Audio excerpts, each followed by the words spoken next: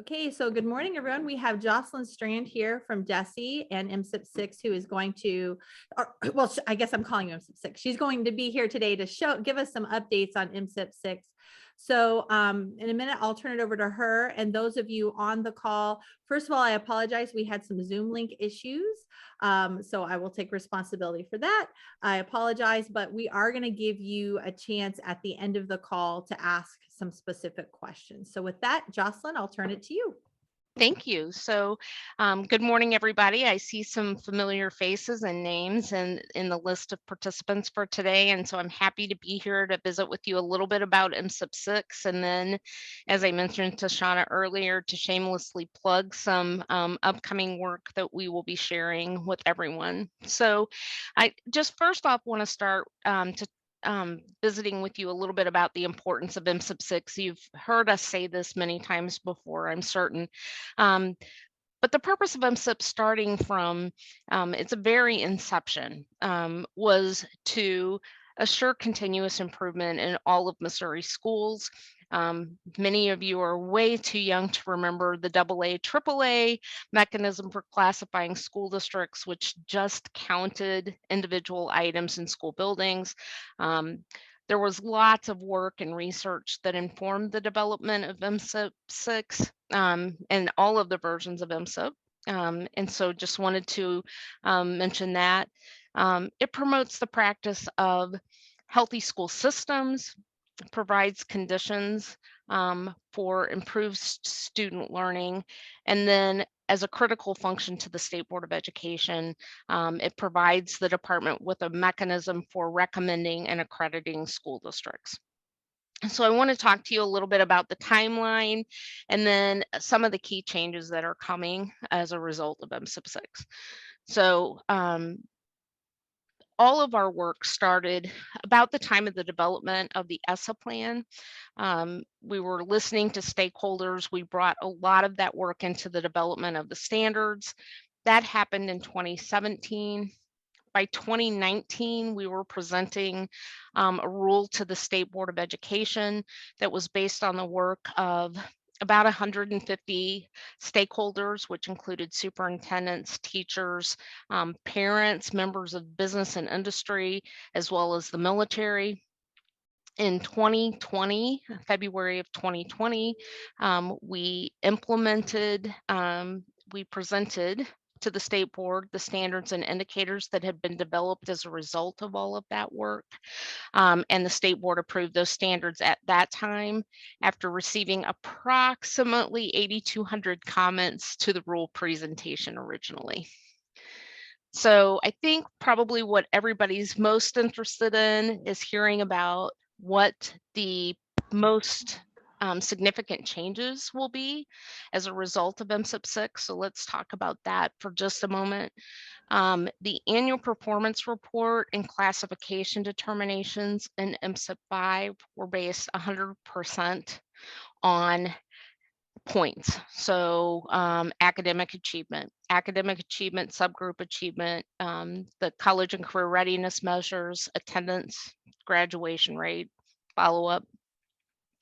In MSIP 6, it will be based on 70% of those performance items, and then 30% for continuous improvement, which is a reflection of your district's strategic planning or continuous improvement plans. So that's a pretty significant difference. The second, and probably one of the ones that we're most excited about, in MSIP 5, we've used an MPI 1, 3, 4, and 5 for achievement levels. We will continue to have an MPI or a MAP performance index in MSIP 6, but it will be a continuous MPI. So if you have students who are making significant progress, your MPI will look a little bit different. So the area that I like to focus on is below basic, because a student can make pretty significant growth in below basic and still be in below basic. We will be using a continuous MPI that will go from a 1 to a 1.9.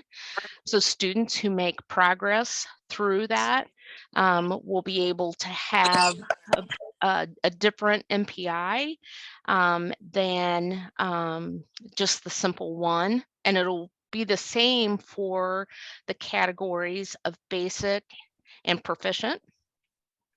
So you can expect a continuous MPI as part of MSIP 6.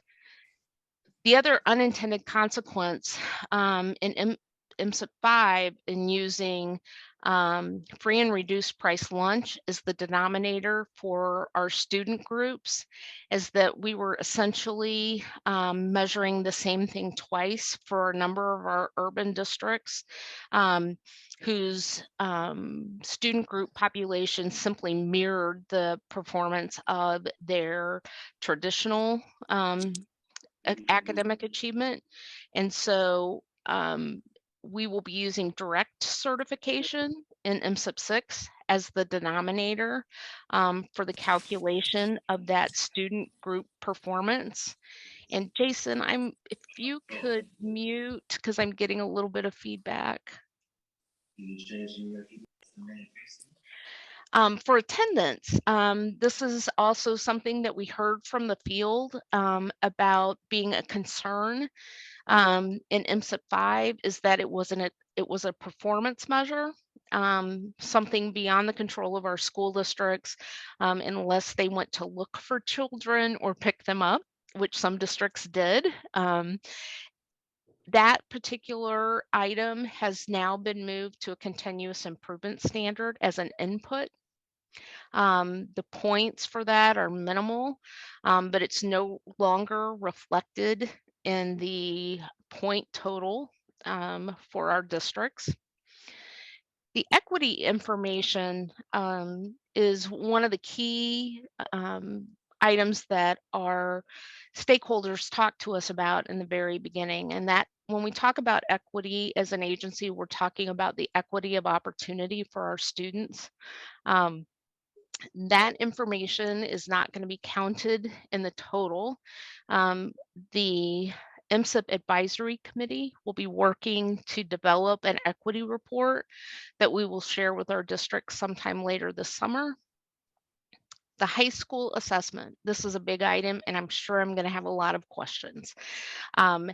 We have always talked about right test, right time, and the fact that the L&D, or the level not determined, would be applied at the graduate level. For MSIP 6, so beginning in the 22-23 school year, if your district awards credit to a student who takes Algebra 1 in their freshman year, and the district does not assess them, and L&D will be assessed at the 9th grade level when the course content was offered and the district awarded credit. That's a pretty significant change for 6. It's a movement away from the graduate level not determined. And then finally, the continuous improvement component that I mentioned earlier, which is a review of the district's strategic plan or planning document, and then a self-response or self-evaluation. Please don't think about milk crates and notebooks as you have in previous iterations of MSIP. That should be very short, sweet, and to the point, and just that the district implemented some type of survey to get feedback from their stakeholders. So those are the most significant changes that I want you to understand about MSIP 6. So let's talk then a little about the timeline. So this month we've released the comprehensive guide. We have a comment period that is open and publicized on our website, and the administrative memo is available. And we will continue to have informational meetings. For instance, today's meeting next Thursday, you can participate in a presentation on DESI's live stream about MSIP 6, which will be in much more detail than today. In May, we will have the first of 2 public hearings that are required by state law regarding the comprehensive guide and the scoring mechanisms that are contained in it. And then in July, we'll get the map data, and the real work begins for my staff as we start working to establish the performance targets. In August, we'll have another public hearing. We'll finalize all of our report development. We'll select districts who are going to participate in the continuous improvement process in the 22-23 school year. In October, we'll do some of those things that seem minor to everyone or a nuisance, but are required by us for looking into classification, including verifying financial information, looking at educator certification, districts of completion of the district assurance checklist. And then in December, we hope to release the first MSIP 6 annual performance report. Exciting for us because as we talked about MSIP 6 with the state board, we also started talking about the next iteration of classification that will happen hopefully 5 years from now when we make a transition to new assessments.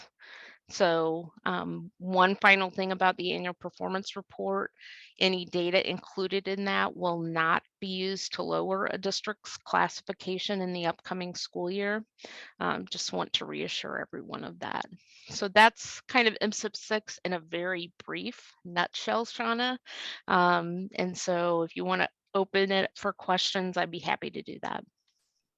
Sure, that is a plethora of information. And so one of the things, Jocelyn, that I'd ask from you is, since we're recording this call at the end, I'll post it. And then Jocelyn, you referred to a lot of dates and information. I'll just make sure I have the link that has that. So I'll also follow up the call with that.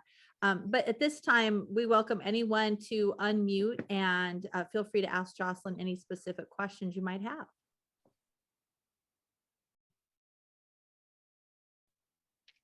I actually have one for you, Jocelyn.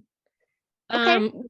When talking about assessments and the fact that if they're awarded credit, they have to test that year, is it safe to assume if they fail and they, for example, retake Algebra 1, they don't have to take it until they pass Algebra 1? Is that correct? That's correct. If you don't Okay. award credit in that given year, then they do not need to take it until they have mastered the content. And the same thing goes for your grade 8 students. We've had a few questions about grade 8. And if the student is participating in content, Algebra 1 content in the 8th grade, then they should be assessed on the Algebra 1 assessment in 8th grade. And then when they get to high school, they would participate in the next appropriate math assessment end of course, so geometry or Algebra 2. Algebra 2 is typically the second assessment for accountability. Let me clarify that. Algebra 2 would be the next assessment that the student would take. So many of our high achieving 8th graders could feasibly be taking the 8th grade map and the Algebra 1 EOC at the same time. They shouldn't. You should only assess them in one of the assessments. So if they are enrolled in Algebra 1, you should be assessing them in Algebra 1. So 8th graders taking Algebra 1 would take the Algebra 1 EOC, but they would not take the 8th grade map test? Correct.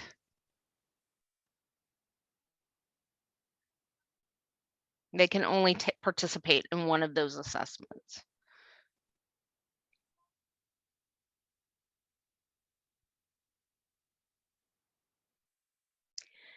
Okay, Jason had a question about the details on the climate survey, and we are working, Jason, to finalize that. There will be some specific questions that we ask districts to ask on the survey. We will not be using survey data for this fall, so we'll get that information to districts just as quickly as we can. We actually hope that will be in the next couple of weeks. Katie has a question. Does the L&D course level apply to all of the required content areas? Yes. So if a student takes Algebra 1 their freshman year and they received credit for it, yes, you would assess them in that year. If they take biology as a sophomore, and English 2 as a sophomore, and you award credit during their sophomore year, you would assess them at that time. So the same thing applies for all of the content areas, not just Algebra 1. Jocelyn, I had a question. Back to the 8th graders taking Algebra 1 and not MAP. So does MSIP 6, I mean, that's going to have your highest achieving kiddos in math in 8th grade not taking MAP. And then our data in MAP is probably going to would probably look quite a bit different with not having your probably top students taking that assessment in 8th grade. I know our district, we've done probably what I was hearing alluded there. We waited and did the Algebra 1 when they got to high school, so we could give them the 8th grade and get 8th grade MAP data, and then do Algebra 1 after they took Algebra 2 and prepared them for that. Been hearing you say that's not going to be the case now. I mean, is that going to, how will that negatively affect our APR? Can you comment on that? That we have had a number of districts who have asked a very similar question over time, and they have done that, or have offered Algebra 2 to the student and then tested them. The question for us as we worked through this process and we had the conversation with our MSIP advisory committee is that not every district, one, does that, and that two, if a student takes Algebra 1 in 8th grade and they take the grade level assessment instead of the Algebra 1 assessment, how do you provide the feedback to that teacher who's teaching Algebra 1 at the grade level about the performance of their students? It's kind of two very different things. And so we have had conversations about that, and we believe the appropriate time to test those students is when they have the actual content. Sorry, Jocelyn, Katie added another question at the bottom. Is the new literacy and numeracy in elementary, the 2nd grade test that's coming, going to be part of the continuous improvement measure or the performance measure? Right. It will, Katie, that's a great question. It's one we've kind of had questions back and forth on, and our encouragement is really for the districts to be able to utilize those assessments and not necessarily assign points to them. That data may be included as a reportable item, but not as one that we would hold districts specifically accountable to. In the short term, because we have a number of limited measures, and I don't know how many K-8s we have on the call today, it's important to know that that HSR measure is going to continue to be in place for our students to measure, one, readiness for high school, and a measure of literacy and numeracy for those K-8 districts.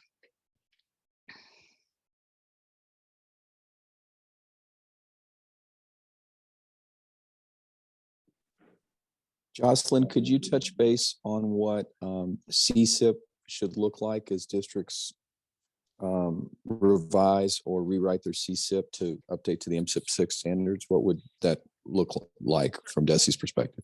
Certainly. So we've provided in the new comprehensive guide an example of how we will be measuring or evaluating the continuous improvement plan, and what we will be looking for.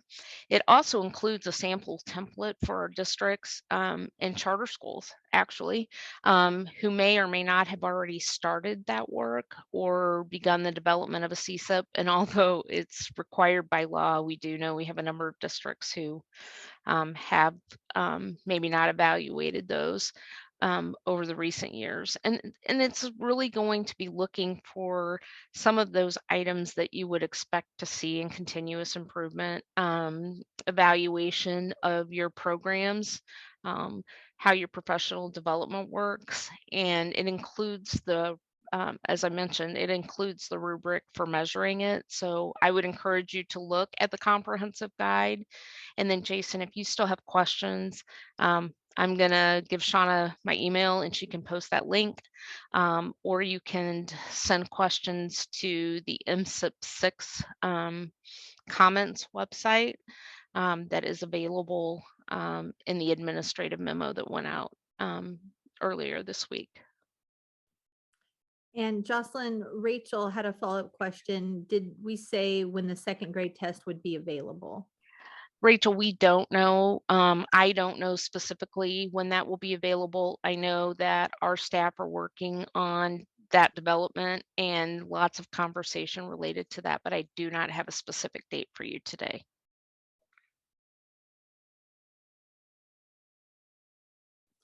Okay, guys, we can take a couple more questions if anybody else has some.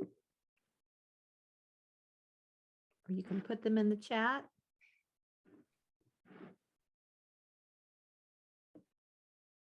Okay, well, if we don't have any more questions, then we'll let everyone off the call. Jocelyn, I want to thank you so much for taking time out of your cold Friday to be with us. Again, apologize for the technical problems, but as a follow-up to this call, I'll put the recording. And Jocelyn, if you'll just send me the best site on the DESE website where they could get the follow-up information. I think I know, but if you could send that to me, I and will. I'll put your email so that way everybody can go follow up that information and have the dates of these upcoming meetings you shared. I will. And thank you everybody for your interest in MSIP 6 and your willingness to participate today. And you can share this information with your counterparts who may or may not have been on today, and hope to see many of you next Thursday. Great. Thank you.